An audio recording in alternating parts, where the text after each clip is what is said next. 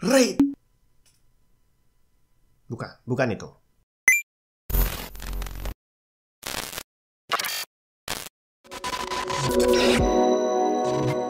Halo semua, Jun mana? RAID, Redundant Array of Independent Disk, atau bisa juga Inexpensive Disk. Jadi di situ ada redundant, data redundancy itu kurang lebih artinya adalah suatu kondisi di mana ada satu data yang disimpan di dua atau lebih tempat yang berbeda. Dan penjelasan detailnya bisa panjang banget tapi kurang lebih kayak gitu sih ya. Dan RAID ini berarti adalah suatu konfigurasi di dalam PC di mana satu data itu akan secara otomatis disimpan di dua atau lebih storage drive yang berbeda. Karena hal inilah, RAID bisa dibilang adalah suatu sistem penyimpanan yang lumayan mahal. Bahkan untuk beberapa kasus bisa jadi mahal banget kalau kamu pakai sistem RAID yang membutuhkan 4 drive atau lebih. Jadi untuk nyimpan satu data yang kecil aja, kamu butuh 4 hard disk, bayangin. RAID sendiri ada beberapa macam, ada banyak banget sebenarnya ya. Dan semuanya punya plus dan minus sendiri. Dan nggak semuanya bisa memberikan performance lebih. Dan tidak semuanya juga bisa memberikan keamanan data yang lebih bagus. Tapi yang pasti, semuanya butuh dana lebih.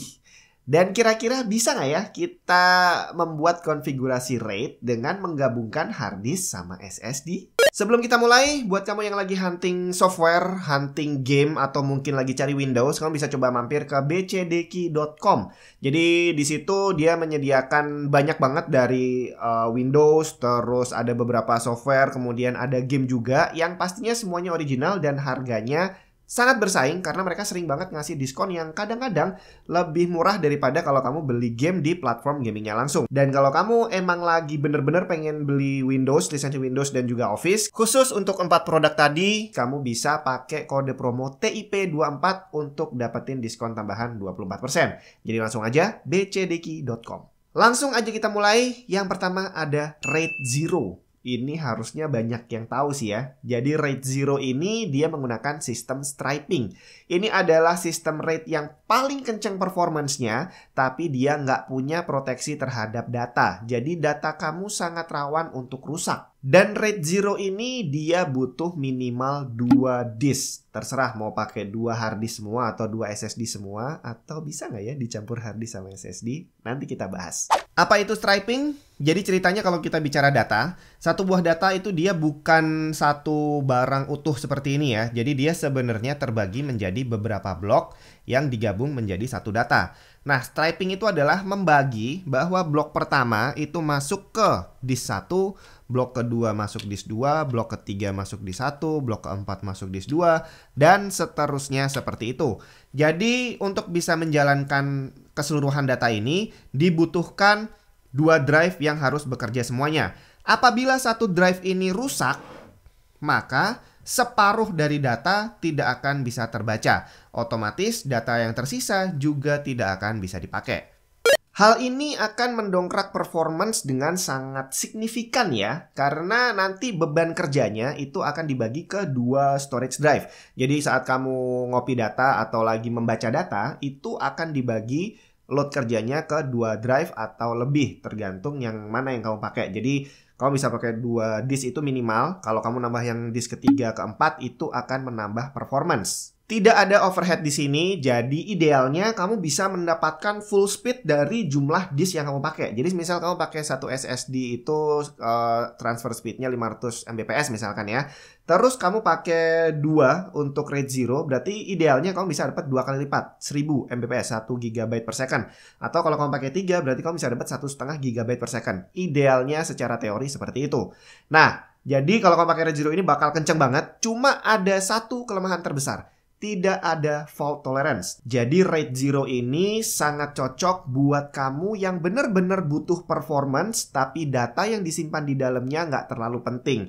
Misalkan kamu gamer dan itu hanya untuk nyimpan data game yang sudah diinstal, ya nggak masalah kalau rusak dan hilang kan, karena tinggal download lagi atau tinggal install lagi. Atau kamu seorang video editor dan kamu butuh performance yang kenceng banget, jadi saat kamu ngerjain ya yang disimpan di situ di RAID Zero tadi hanya data yang lagi kamu kerjain. Data yang udah selesai jangan disimpan di situ. Pokoknya intinya adalah RAID Zero ini sangat bagus kalau kamu ngejar performance tapi nggak khawatir kalau kehilangan data. Berikutnya adalah RAID 1 yang menggunakan sistem mirroring. Jadi sesuai dengan mirroring tadi ya namanya ya. Saat kamu ngisi data, maka secara otomatis data kamu akan di-mirror dari disk yang satu ke disk kedua, ketiga, dan seterusnya tergantung berapa banyak disk yang kamu pakai.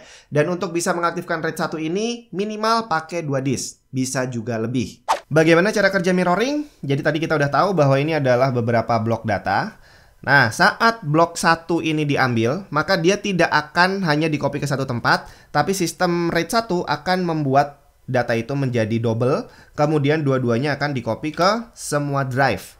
Data kedua juga sama, akan dibuat copy yang sama persis, kemudian masuk ke dua drive, data ketiga, dan seterusnya akan seperti itu. Dan hasil akhirnya adalah, kedua drive ini akan mempunyai data yang isinya sama persis. Jika seandainya satu drive ini rusak, maka yang perlu kita lakukan adalah kita hanya tinggal menggantinya dengan drive yang baru dan sistem RAID 1 akan secara otomatis membuat copy yang sama persis ke drive yang baru tadi. Nah, untuk performance-nya, kecepatan baca dari RAID 1 ini akan lebih kencang dibandingin pakai single disk karena saat kamu akan membaca data, mengambil data, itu akan disuplai oleh 2 disk atau lebih tergantung berapa yang kamu pakai. Tapi, kalau kamu lagi mengisi data, maka kecepatannya ya bisa dibilang sama aja seperti single disk. Karena walaupun kamu pakai 2 atau 3, tapi 2 atau 3 itu akan diisi data yang sama, masing-masing akan di-copy. Jadi, write speednya kamu dapat standar aja, tapi read speednya yang dapat lebih kenceng.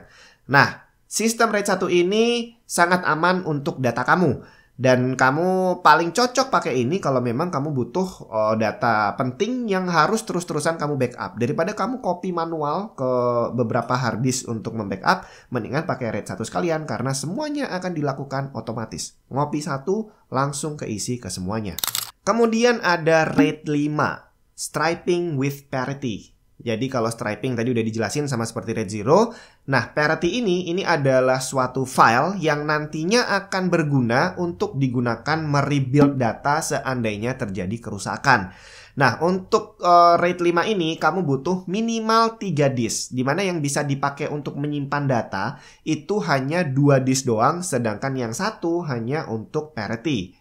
Bagaimana sistem kerja striping with parity? Tadi disebutkan bahwa RAID 5 ini butuh minimum 3 buah disk. Jadi di sini saya coba pakai 4 buah disk aja. Ini adalah Seagate Iron Wolf yang setiap harinya saya pakai untuk penyimpanan data di servernya Tech and Tips yang menggunakan sistem Synology. Jadi ini ada 2 Seagate 4 TB dan ada 2 lagi simulasi Seagate 4 TB ya, nggak apa-apa. Oke, jadi ini tadi adalah satu buah data yang terbagi menjadi beberapa blok. Jadi data ini akan masuk ke disk 1, kemudian dibagi masuk disk 2, kemudian akan diselipin dengan parity. Dan kemudian setiap kali data masuk akan diselipin dengan parity lagi. Dan seterusnya seperti itu sampai semua data masuk dengan aman. Ya. Jadi kalau udah kayak gini, berarti datanya terbagi menjadi ke 4 disk. Jika salah satu ini rusak, misalkan data yang di harddisknya ini rusak, maka datanya ini nggak lengkap, tapi ada file parity. Jadi di saat nanti ditancepin harddisk baru, maka parity ini nanti akan menyusun ulang data yang sebelumnya ada di harddisk yang rusak. Dan datanya bisa kembali dengan sempurna. Nah, di sini ada overhead yang disebabkan karena adanya file parity tadi. Jadi walaupun kamu pakai 3 disk, tapi yang bisa dipakai hanya 2 secara kapasitas maupun secara performance. Kelemahannya ada satu. Proses rebuild-nya butuh waktu yang lama banget. Terus ada lagi RAID 1.0. Ya, ini bukan RAID 10, bukan RAID 10 ya, tapi RAID 1.0. Yang artinya dia adalah gabungan antara RAID 1 dan juga RAID 0. Sistemnya adalah striping dan mirroring. Jadi dia butuh minimal 4 buah disk, di mana nanti yang 2 ini untuk striping, kemudian dari 2 ini akan di-mirror ke 2 disk yang lain. Secara performance dia ya pastinya lebih kencang daripada single disk ya, karena dia menggunakan sistemnya RAID 0. Dan secara keamanan juga jauh lebih aman karena dia juga menggunakan sistem mirroring dari RAID 1. Kelemahannya cuma satu, biaya yang kamu perlukan gede banget. Untuk nyimpen satu data aja kamu butuh 4 buah storage drive. Bagaimana cara kerja RAID 10 ini? Mirroring and striping. Jadi di saat mengcopy data, pertama data akan di stripe ke dua disk, jadi sesuai dengan RAID 0. Tapi dia juga akan membuat copy data yang sama di dua disk berikutnya. Jadi setiap kali kita mengisi data, ini ada dua data yang di striping, yang kemudian di mirror ke disk yang lain. Dan ini sangat aman, karena seandainya ada satu yang rusak di sini, kita tinggal ganti aja dengan drive yang baru, maka dia akan mengcopy data dari sini sama persis dimasukin ke drive yang baru. Sebenarnya masih ada beberapa tipe RAID lagi yang ya bisa dibilang kurang lebih hanya modifikasi dari yang tadi udah kita bahas. Contohnya nih RAID 3. Jadi RAID 3 ini sebenarnya dia adalah RAID 5, tapi data parity-nya tidak disimpan tidak dibagi ke semua disk, hanya disimpan di satu disk doang. Jadi kalau tadi RAID 5 kan parity-nya dibagi di 1, 2, 3. Tapi kalau RAID 3 enggak, jadi cuma disk 3 doang yang diisi parity. Kemudian ada juga RAID 6. Nah, RAID 6 ini hampir sama juga seperti RAID 5. Jadi dia pakai parity, tapi bedanya untuk parity butuh 2 storage drive. Jadi kamu butuh 1 ekstra hard disk lagi. Nah, jadi kalau tadi RAID 5 itu RAID 5, RAID 1 itu mereka punya proteksi terhadap data apabila terjadi kegagalan di satu storage drive. Jadi kalau ada satu yang rusak, tinggal diganti yang baru, datanya masih bisa dikembalikan lagi. Nah, untuk RAID 6 ini bisa melindungi jika terjadi kerusakan 2 drive sekaligus. Jadi begitu 2 hard disk rusak, gampang tinggal cabut, colokin yang baru, semua data bisa dikembalikan lagi. Yang nggak punya proteksi hanya RAID 0. Jadi hati-hati kalau kamu mau milih pakai RAID 0. Pastiin nggak ada data penting yang kamu simpan di sana. Nah, sekarang menjawab pertanyaan di awal tadi, bisa nggak sih kita membuat RAID dengan menggabungkan hard disk dengan SSD? Ya jawabannya pasti bisa. Cuma saya nggak menyarankan kamu untuk melakukan itu. Kenapa?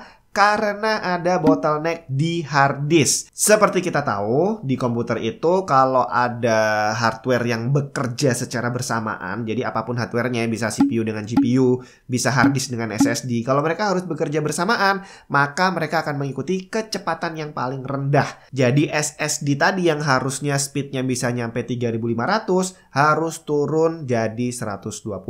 Jadi jawabannya bisa, tapi jangan dilakukan. Terus gimana cara setting RAID? Ini yang macam-macam. Jadi RAID itu ada 2 jenis, bukan yang tadi 1, 2, 3 ya. Jadi 2 jenis ini adalah RAID software dan juga RAID hardware. Ini secara nama udah jelas banget. Jadi kalau RAID software itu semua setting RAID dan prosesnya segala macamnya itu dijalankan oleh software. Dan ini akan kita bahas di video yang terpisah. Yang kedua tadi adalah RAID hardware. Nah, ini yang ada 2 macam juga. Jadi hardware itu bisa dalam bentuk RAID card yang dijual terpisah. Jadi add-on ditancepin di PCI Express gitu kan. Dan ada juga yang sudah onboard tertanam di motherboard. Jadi kamu cek dulu aja spek motherboard kamu apakah sudah langsung support RAID atau harus nambah RAID card. Nah, karena sistemnya ini berbeda-beda, maka untuk setupnya pun juga akan berbeda-beda untuk setiap orang. Jadi pastinya nanti kamu harus cek lagi manual book. Jadi kalau motherboard kamu udah support RAID, ya udah cara settingnya gimana, kamu ikutin manual booknya. Oke, ini adalah cara setting RAID yang langsung dari motherboard. Dan ini saya menggunakan motherboard Gigabyte B450. Yang pastinya caranya akan berbeda dengan motherboard yang kamu punya di rumah. Jadi sekali lagi, refer ke manual booknya. Jadi di sini kamu tinggal cari aja setting yang namanya RAID Expert 2 Configuration Utility. Ini nggak langsung muncul. Baca manualnya gimana caranya memunculkan setting ini. Nah, kemudian di sini langsung kita masuk ke array management, create array, terus ini select RAID levelnya dulu. Mau RAID 1, RAID 0 atau readable, ini apa ya? Ya udahlah, saya mau pakai RAID 1 aja ya. Nah, kemudian select physical disk. Saya menggunakan 2 buah disk. Dan saran saya pakailah disk kosong yang memang mau kamu pakai untuk RAID.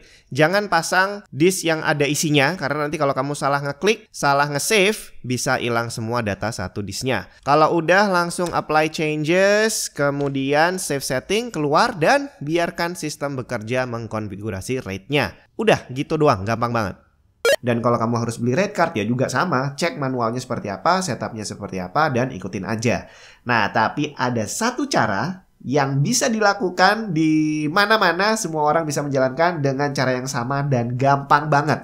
Dan bukan cuma dapat RAID, kamu juga bisa sekalian bikin server pribadi yang menggunakan sistem RAID. Apa itu? Pakai Synology. Buat yang belum tahu apa itu Synology, kamu bisa lihat di video yang satu ini. Nah, kalau kamu pakai Synology ini, setting RAID-nya gampang banget. Kamu nggak perlu jadi seorang ahli, bahkan kamu nggak perlu paham tentang RAID pun nggak masalah, karena nanti di sana kamu tinggal pilih aja dari list, tinggal kamu klik, dan di situ nanti sudah ada penjelasannya. Ini nih contohnya. Setelah masuk ke sistemnya, kamu cukup buka aja Storage Manager. Terus di sini kelihatan ada 2 disk yang saya pakai. Saya belum punya volume, jadi kamu tinggal create aja, pilih yang custom, next lagi, higher flexibility. Nah, langsung muncul, ini adalah pilihan RAID-nya. SHR ini adalah Synology Hybrid RAID. Kamu bisa juga pilih, keterangannya ada di sini, butuh minimal 1 drive, terus description-nya seperti apa. Kalau SHR 2 butuh minimal 4, RAID 1 butuh minimal 2, dan seterusnya, RAID 5 butuh 3. Dan kalau basic, ini nggak pakai sistem RAID sama sekali ya. Nah, ini yang terakhir. Ada satu lagi yang menarik banget, JBOD. Ini adalah satu sistem di mana kalau kamu pakai 2 drive 4 TB, maka dia akan dibuat menjadi satu volume seolah-olah dia adalah 8 TB. Mantep banget nggak tuh? Dan kalau udah milih, tinggal next aja, dia akan diproses dengan otomatis. Jadi cara mengaktifkan RAID dengan Synology ini jauh lebih simpel dibandingin kamu mengaktifkan RAID via BIOS pakai RAID card dan segala macamnya. Jadi kalau di sana itu settingnya ya lebih ribet lah. Jadi semoga aja video ini bisa membantu buat kamu yang lagi penasaran dan pengen nyobain RAID. Selamat mencoba dan sampai ketemu di video yang lain.